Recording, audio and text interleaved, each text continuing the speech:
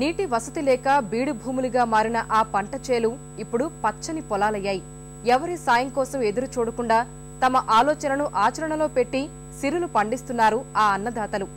2 గుట్టల మధ్య జాలువారే సెలయేటిని వృధాగా పోనీయకుండా పైపులతో పంట చేనుకు మళ్లించారు. తొలి ప్రయత్నంలోనే విజయం సాధించిన వరంగల్ జిల్లా కొమ్ముల వంచకు చెందిన అన్నదమ్ములు ఎందరికో ఆదర్శంగా నిలిచారు.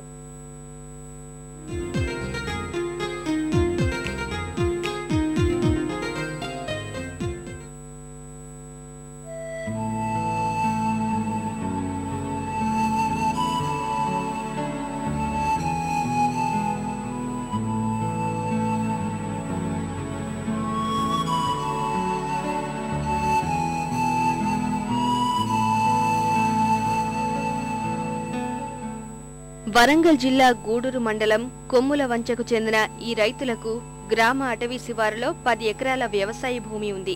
నీటి కోసం ఎన్ని బోరుబావులు తవ్వించినా ఫలితం లేకపోవడంతో వర్షాలపైనే ఆధారపడి భూములు సాగు చేసేవారు.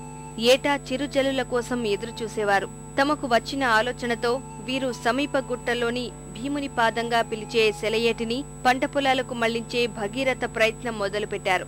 అనుకున్నదే తడవుగా సెలయేటి వద్ద సిమెంటు రింగులను ఏర్పరిచారు. వాటి నుంచి పంట భూముల వరకు పైపులైన్ వేశారు. ఇందుకు 70,000 ఖర్చైనా విరవలేదు. వీరు అద్భుత విజయాలు సాధించారు.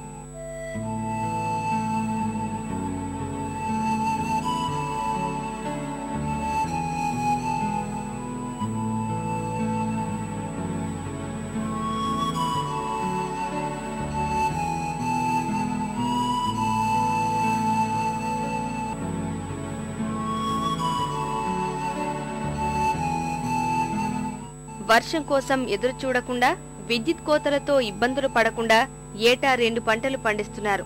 మిరప, పత్తి, వరి, పసుపు పంటలను సాగు చేస్తూ అధిక దిగుబడులు సాధిస్తున్నారు. గత 10 సంవత్సరాల క్రితం నుంచి మాకు పంటలు అసలే పండలేదు.